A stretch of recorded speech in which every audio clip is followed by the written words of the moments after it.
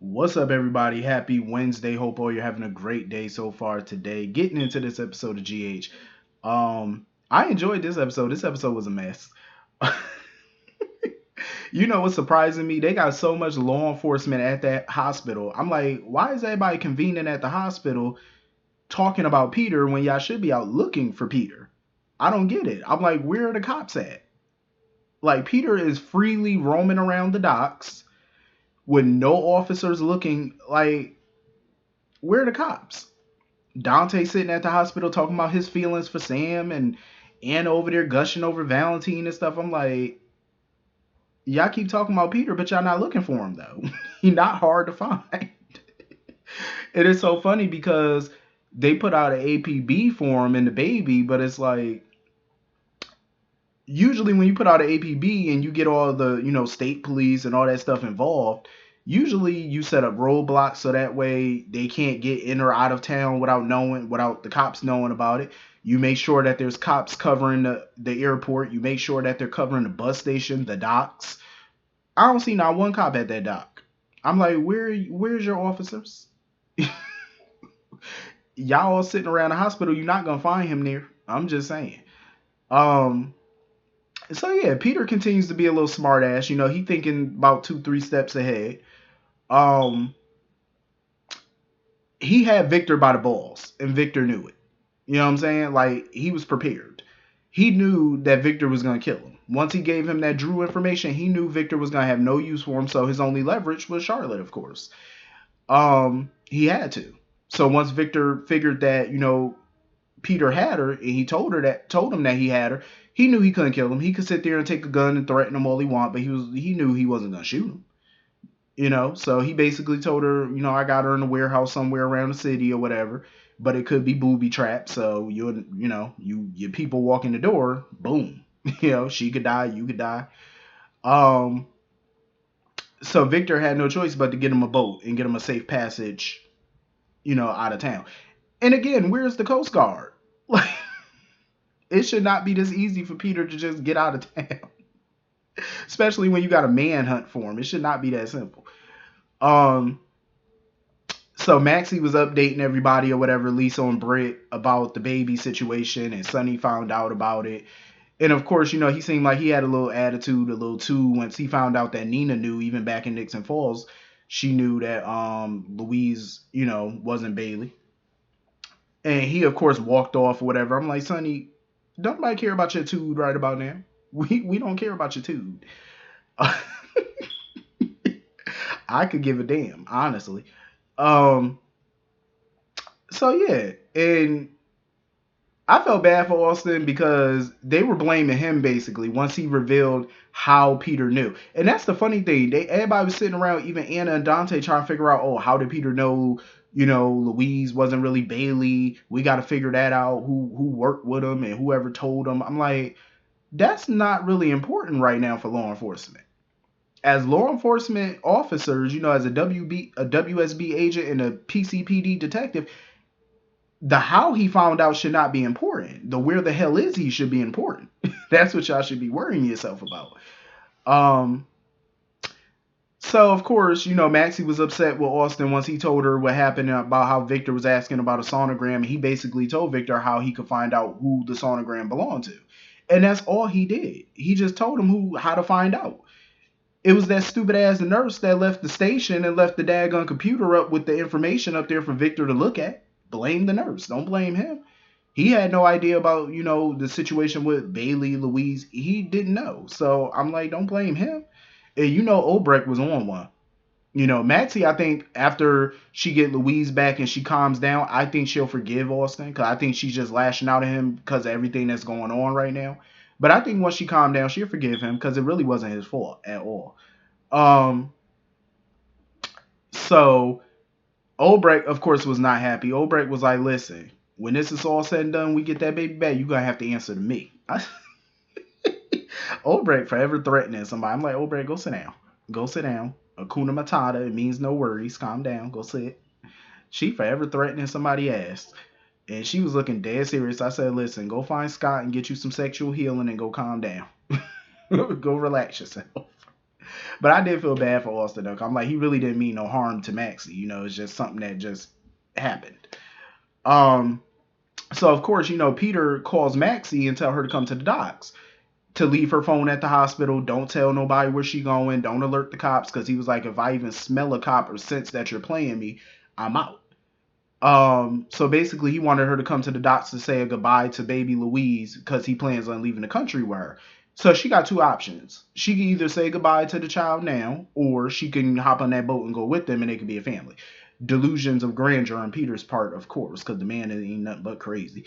Um, my thing is, Maxie, I understand why she couldn't tell nobody, but she should have brought her a little gun, a little Saturday Night Special, a little 22 or something. I wouldn't have went there without no weapon. Ain't no way in the world. I would have took something with me. Because as soon as Peter let his guard down, pop, pop. Because at some point he gonna let his guard down. And as soon as he did, I would have popped his ass. I would have took him out. I would have took him out. Because he will. Because he got a sweet spot for Maxie. So at some point, if she could hold her baby or put the baby down or something, or he put the baby down on the dock or whatever, boom, boom. That's what I would have did. The hell with that. Nope. Any little opening I get. Cause I said I would have brought a stun gun or something. You know what I'm saying? Like a little pocket knife or something. Something. Don't go there all unarmed. Hell no. You gotta have some plan since you can't bring anybody. Um so yeah, she better do something. I don't know how she gonna get out this mess, but she gotta figure it out because don't nobody else know where she is. Unless Austin followed her. Hopefully Austin had the good sense to go chase after her and he know where she is, or how to find her or something. And he could, fight off Peter. You gotta do something. I don't buy that Peter got people all over the place. I don't buy that. Because he claimed, oh, I got people. If that was the case, why he didn't just have one of his people snatch up Charlotte? Why you do it yourself? You ain't got no people. He was bluffing. He ain't got nothing. Um, for all we know, he could have paid a bum to go look at, to go follow Maxie or whatever. But Peter ain't got no people. Um, so I wouldn't even bought that. So anyway, moving on from that, Victor done found Charlotte because Kevin and Laura was going crazy about it, and I don't blame them. Kevin, he definitely can't blame himself for what happened to Charlotte, because there's no way he could have known, Peter was gonna take that girl. He couldn't have predicted that. And besides, he was in a rush to get to the hospital. And she is old enough to stay at home by herself. Shit, I was staying at home by myself when I was 8, so she 13, so and I didn't burn the place down. Um, but what I was surprised at? How easy Peter was able to get her.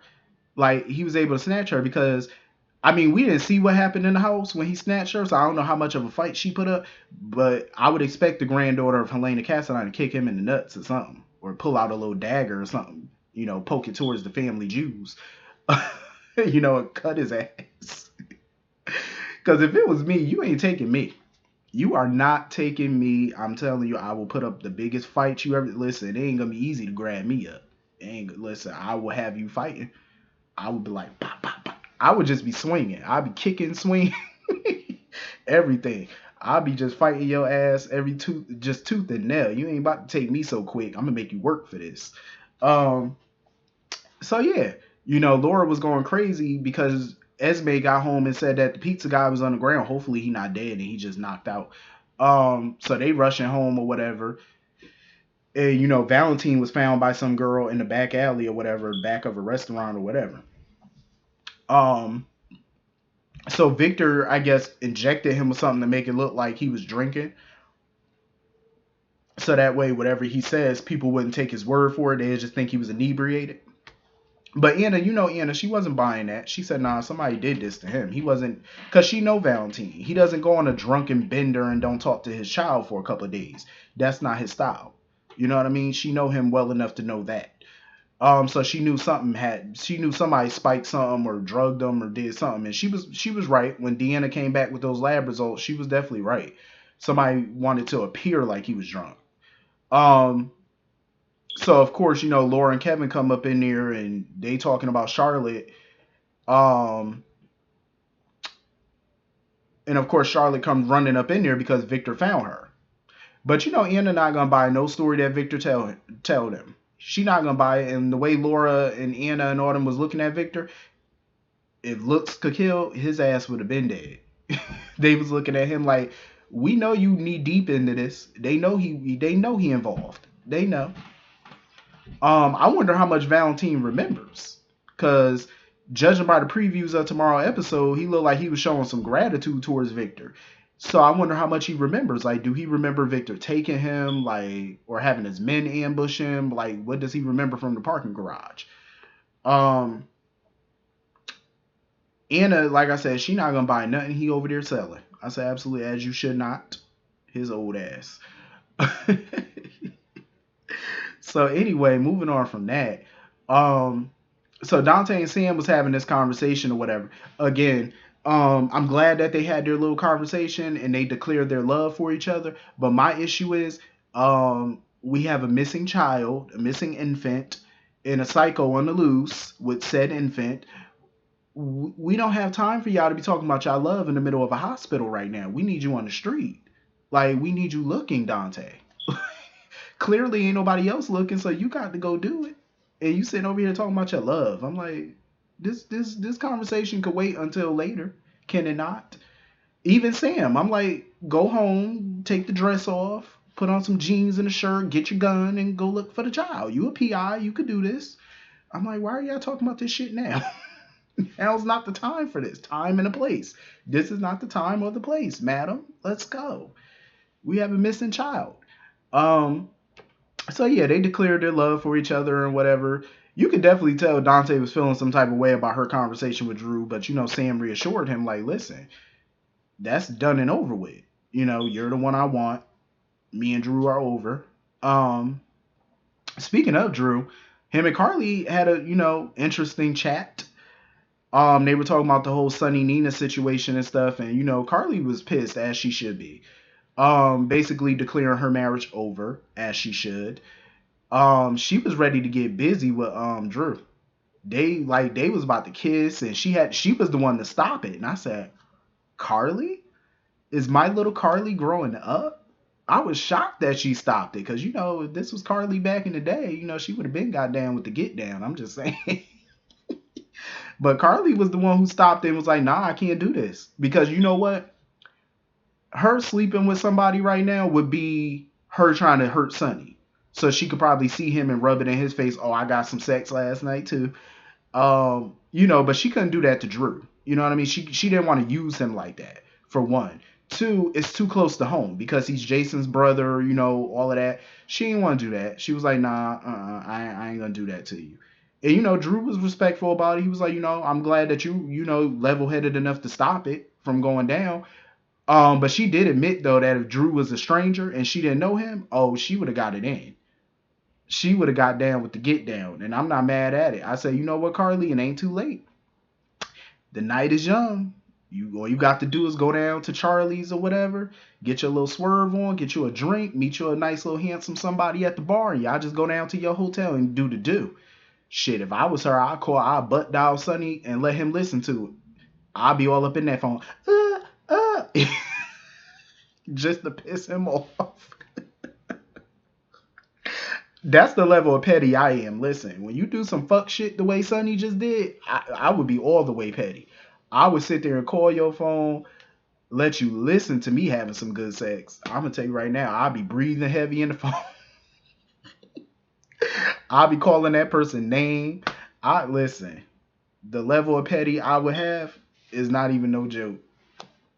I would just be all the way petty. And that's what Carly wants. She want to be petty, but she didn't want to use Drew to do it. I respect it. But Drew, I felt like his conversation with Carly about Sam was very interesting because, he was talking about his time away, being locked up and beat on every day. And, it was crazy to him when he got back to town and found out Sam broke up with Jason. He was a bit upset about that. He was, because she left him for Jason. And then to find out that she left Jason because of his dangerous life when y'all could have still been together, I get it. He was a little upset by that, but he's trying to move on with his life. Sam's moved on with Dante, and he wants to move on. He wants to forget all about her. Forget about that part of his life, that relationship, because it's done. And I think it needs to stay done. Drew needs to move on. Do I think he need to move on with Carly? Not romantically, no. Mm-mm. Now, if it was just a one night stand, they're just having some casual sex, I don't see nothing wrong with that. I don't see nothing wrong with that. But a relationship, no. Mm-mm. But if y'all want to, I mean, I wasn't opposed to them sleeping together today because I'm like, you got a bed right there and they look comfortable. It's all made up and stuff. It look all big and comfortable. Listen, I would have been up in that bed. I don't give a damn. I don't give a damn. I would have had no regrets about it. I would have been up in there like, I would have been up in there just getting down.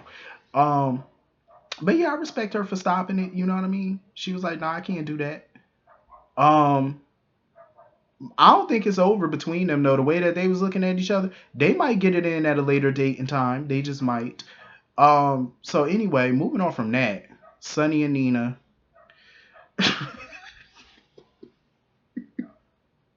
They sitting all up in the chapel and stuff like that. Um, of course, Sonny was sitting in the chapel talking about he gonna pray for Maxie and little baby Louise and stuff. And here come Nina. Oh, I figured I'd find you in here. She like a little roach. Just always lurking. You know how roaches lurk? Like they just always around, always in the corner somewhere, just watching and listening. Like what, she got a tracking device on this man or something? Like, get away. Go, go, go, go. Um, so basically Sonny was giving her some high praise about, her playing Peter and Nixon Falls or whatever. I mean, I give Nina a pass for not calling anybody about Peter, calling the police or anything. I give her a pass for that because she did it for her nephew. You know what I mean? He did threaten her nephew's life. And Peter would have did it. He would have went through with that threat. So she felt like she had no choice. So I can't blame her for that. Yeah, the plan went awry because of Victor's stupid ass, but I can't fault her.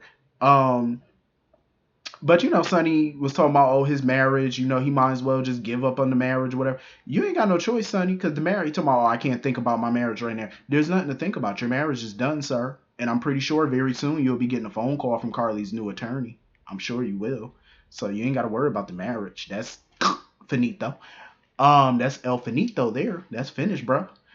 Um, and again, if I was Carly,